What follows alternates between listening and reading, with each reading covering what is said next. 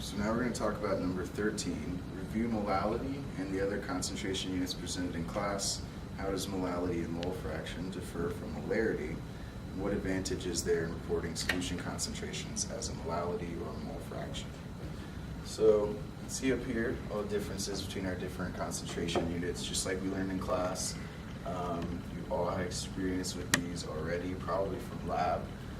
So just to review real quick, molarity is your moles of your solute over your liters of solution. And since we're talking about concentration here, all we're talking about is how much of what we're looking at is in the stuff we have.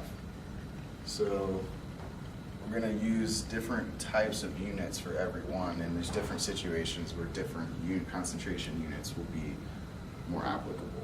So for molarity, this is the one you're going to see most often when we're talking about solutions. It's just going to be moles of solute over liters of solution. So every 1 liter of solution has how many moles of the solute we're looking at. Molality is a little bit different, and also you can see the units represented by a small m. For molarity, it's a big M, and mole fraction is X. So for molality, moles of solute per kilogram of solvent. And it's like, why would we use kilograms of solvent? That seems kind of weird.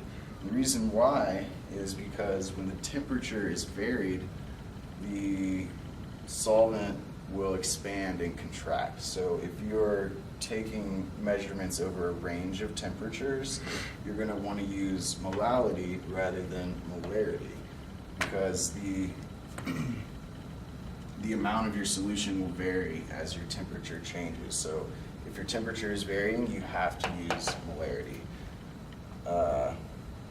If your temperature is varying, you have to use molality, because that will take into account the changing in temperature, which doesn't affect mass.